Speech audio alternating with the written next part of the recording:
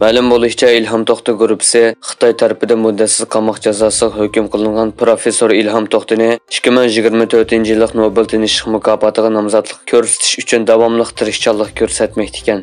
2014-yil turmaga tashlangandan buyon Ilhom To'xta 2019-yili Yevropa parlamenti tarafidan kishilik huquq va fikr erkinligini qo'g'daydiganlarga beriladigan Sakharov mukofoti va Vaslav Havel kishilik huquq mukofoti qatorliq xalqaro mukofotlarga erishdi.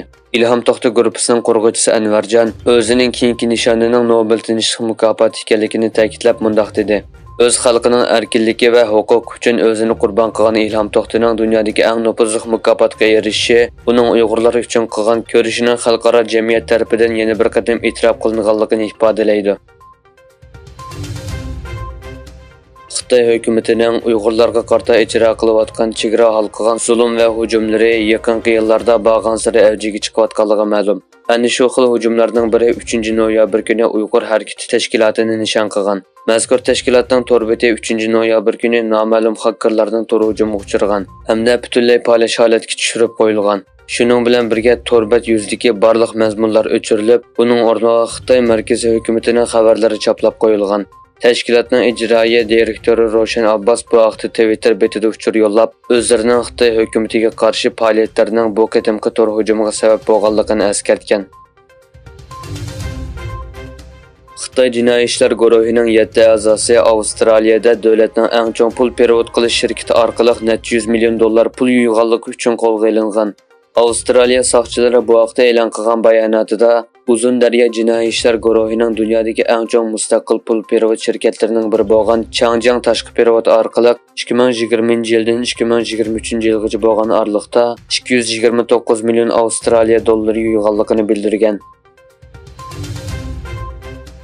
Amerika Avam palatasi Amerika hukumatini Xitoyning uchquchsiz havo apparatlarini sotib olishni cheklash qonun loyihasini sunishga tayyorlangan.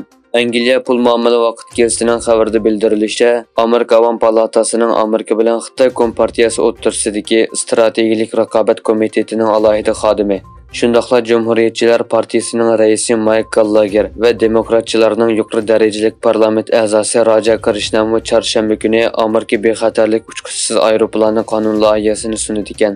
Bu Amerika parlamentidagi ikki partiya a'zolarining Xitoy texnikasining Amerikaning davlat bexatarligiga ziyon yetkazishining oldini olish uchun qo'llangan eng yangi harakat hisoblanadi ekan.